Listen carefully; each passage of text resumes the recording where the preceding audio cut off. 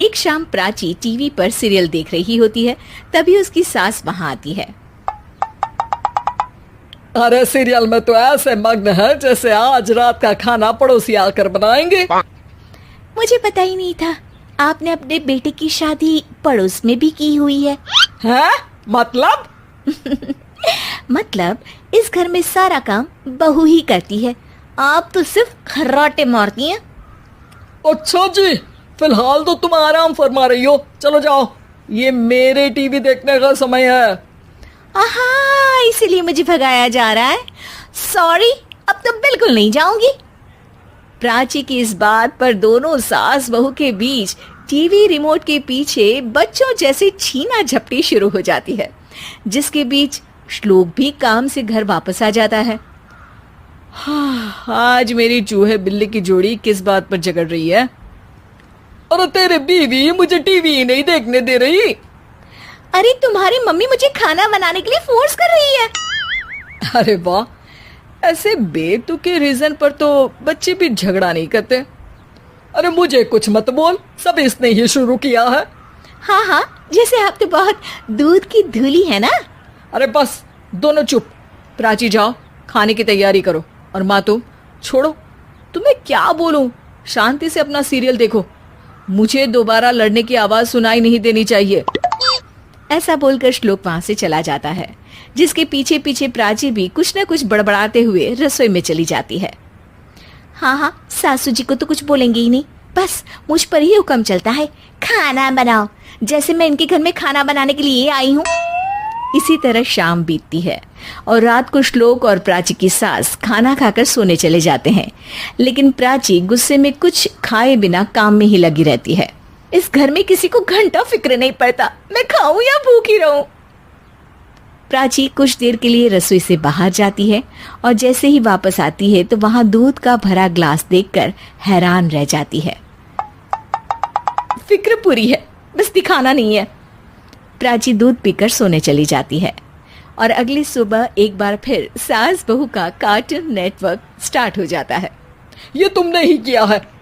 अरे अजीब जबरदस्ती है, मैं बोल रही हूँ मैंने कुछ नहीं किया। दोनों ने मिलकर पूरे घर को पागल खाना बनाया हुआ है।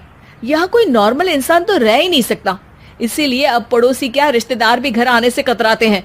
और सुन बेटे, तू भी चंगा, तेरी माँ भी चंगी, तेरी बीवी भी चंगी, रिश्तेदार। हाँ जी, आपको नहीं पता क्या, गंगाधर ही शक्तिमान है, रिश्तेदार ही। हाँ हाँ, बस समझ गया।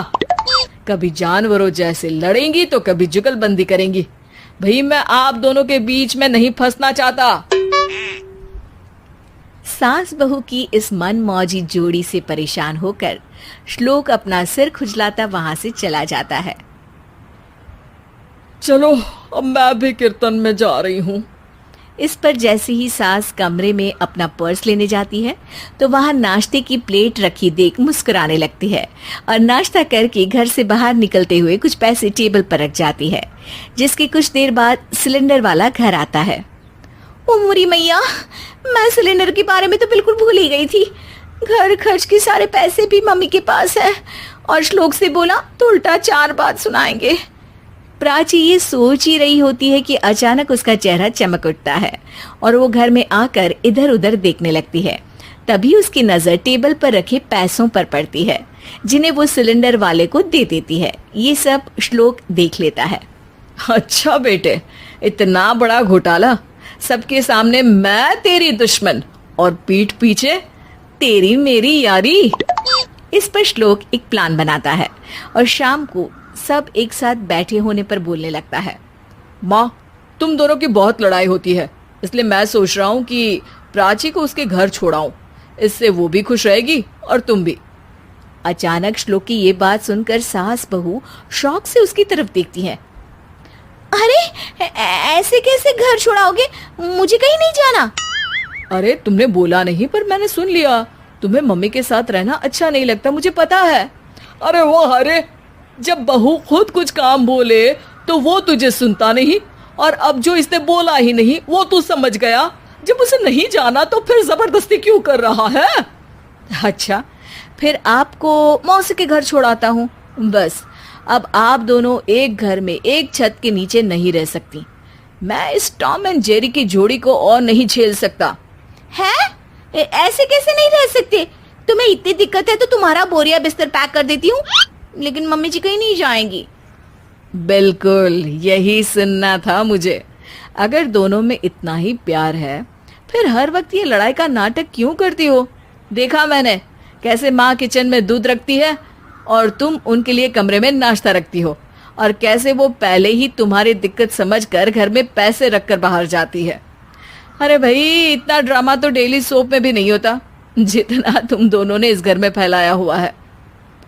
तू हमें टॉम एंड जेरी बोलता है ना, तो याद कर वो दोनों भी एक दूसरे को बाहर वालों की बुरी नजर से बचाने के लिए हमेशा सबके सामने लड़ते थे, लेकिन अकेले में दिक्कत के समय मदद भी तो करते थे।